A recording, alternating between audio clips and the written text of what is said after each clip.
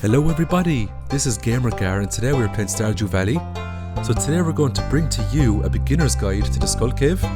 So for many of you out there going into the Skull Cave for the first time can be very daunting, this guide will set you up in the best way possible so that you can start with a great advantage. So to get into the Skull Cave, the first thing you'll need is a Skull Key which can be obtained at level 120 in the regular mines. You also need to complete the Vault community bundle inside the community centre. Or you need to complete the project from Morris if you go the Georgia route. I recommend doing it to the community centre as you get additional prizes for completing the sub bundles before the Junimos fix up the bus. One of the great things you get here is a crystallarium which you cannot get through the Georgia route. The best thing to put into that crystallarium is a jade, because you get staircases every Sunday after Desert Trader for jades. So stock up on as many jades as possible.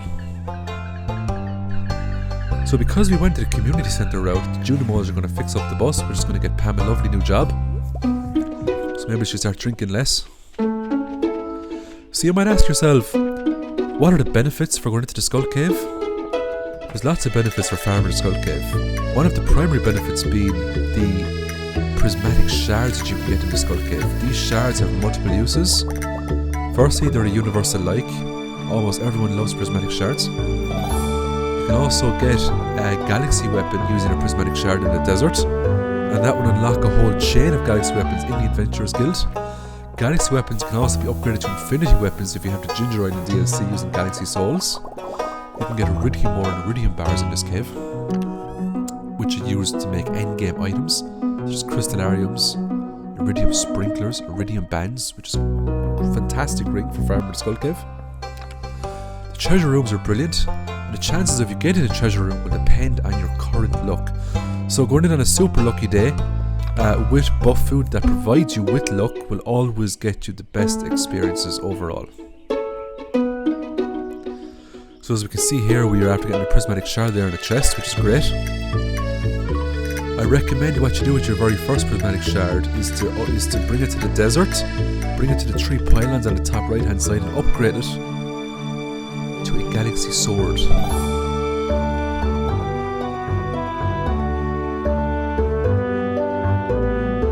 So another thing here to think about is your skills. I recommend going into the Skull Cave with your combat skill maxed out if you are a beginner, and you should take the perks that increase your attack percentage, such as Fighter and Brute, because the more attack power you have, the faster you're going to defeat enemies. And there's a lot of enemies in the Skull Cave that hit for quite a lot, so you want to kill them as quickly as possible.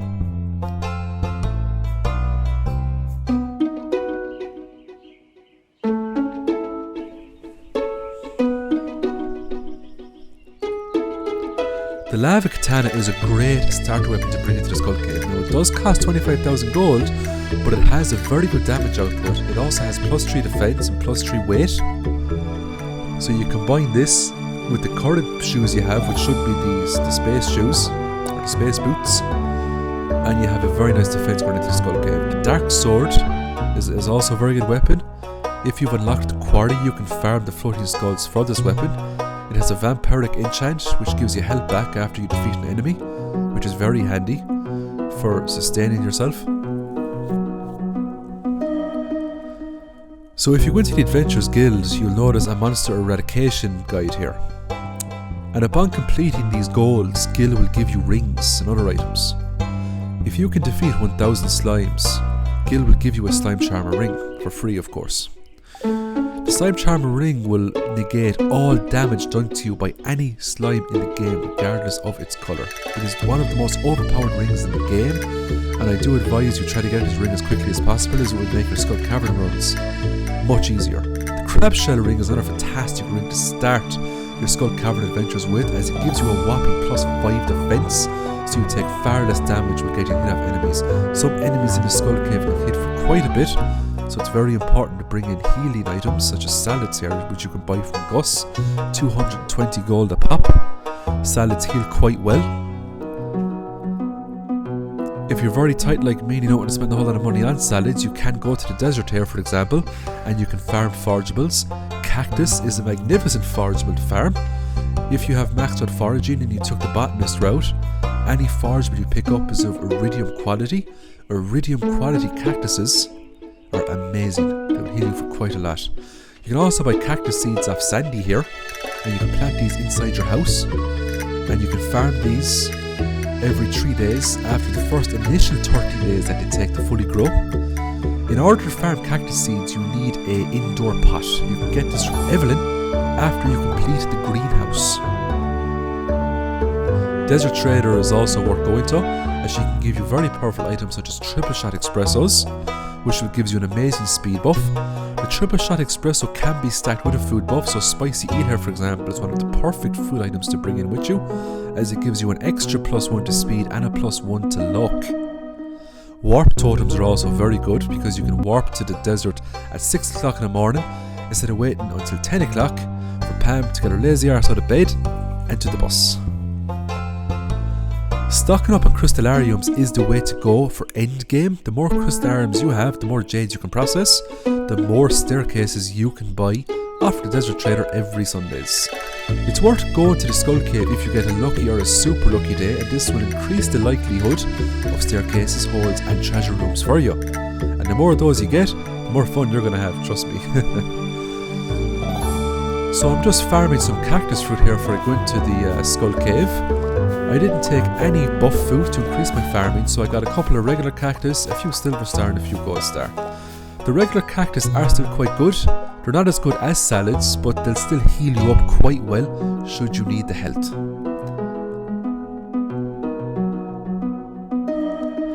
So the optimal setup to go to the Skull Cave with is your pickaxe. Try to have that as a gold pickaxe, a lava katana, bring 100 bombs or so. If you can't afford the bombs off the dwarf, you can make bombs using iron ore and coal. Plenty of healables. I bring lots of cactus fruit here. Bring a couple of staircases if you can, especially if you get the horrible spiral level or if you get infestation levels. It's also worth noting that if you make very good friends with George, he will occasionally send you stone in the post. It might not be a whole lot of stone, but you can make staircases from stone, so it does help quite a lot. Pam will send you energy tonics, which is one of the best healable items in the game. So we're going to do a regular run today using starter equipment, just to show you the expectations of what you will more than likely come to experience on your first few runs in the Skull Cave.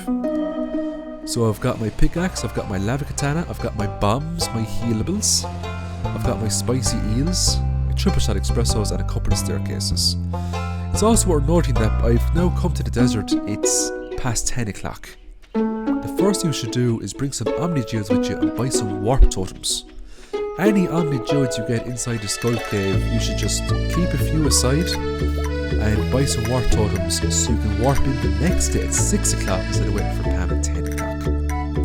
Take your buff food and run straight into the cave to start the lovely gauntlet of treasures.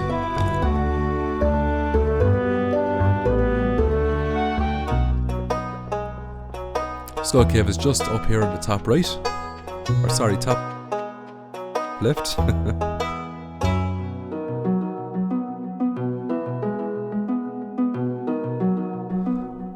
So when you enter the Skull Cave, the levels are random, so you won't know what the next floor is going to be. You won't know what it's going to have. The whole thing is randomized. When you do get to floor 100, you will get a prize that will increase your health permanently, so that's a good thing to note. Holds can vary from 3 levels to 15 levels. Bear in mind that the more levels you go down, the more health you will lose, so it's always worth noting to have a healable item on hand when you jump down a hole. Mummies can be a right old pain in the arse. To kill a mummy, you have to deplete their HP to 0 and finish them off with a bomb, but here's a pro tip for you, ladies and gentlemen. If you have the napalm ring equipped and you destroy a mummy, it will explode, killing the mummy for you.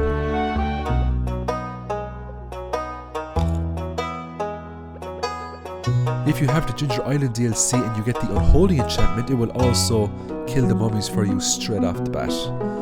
They won't go into their recovery mode. Keep your staircases for infestation rooms such as the one that we got previously. Lots of enemies in the Skull Cave drop amazing items. Serpents here, for example, can drop bombs, they can drop rabbit's foots, they can also drop spicy eels, which we just picked up here. So if you don't have rubies to give to the desert trader, you can get spicy eels off the serpents. If you get a floor like this, even if it's an ambush floor, there will always be a ladder at the end of this floor. It is guaranteed. When you get past level 50, you're going to encounter iridium bats. Now these bats will hit you like a truck. So the best thing to do is to try to keep your distance a little bit, line them up if they decide to swarm you like this, and hit them back. If you feel overwhelmed, run away, take a healable item, and approach them from a different direction. Iridium bats have a very high chance of dropping iridium ore. They can also drop life elixirs and energy tonics, so they can drop amazing healing items. So it's a double-edged sword if you decide to take on a bat. As you can see here now, we're getting more and more iridium ores appear the further we get down. There's a 5% chance that every time you destroy an iridium ore deposit, a prismatic shard will appear. So it's a very good way to stack up on prismatic shards.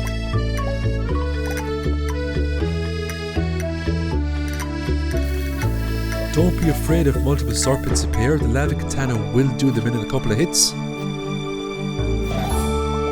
If you're confident with your fighting skills, very confident with your fighting skills and your survival skills, you can always swap out your slime charmer ring and your crab shell ring for 2 ruby rings. A ruby ring will give you a 10% attack increase, and you can buy those in the Adventurers Guild.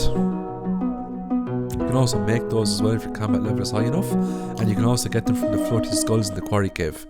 2 ruby rings will give you a 20% increase in your attack power, which is another setup that some people go into the Skull Cave with.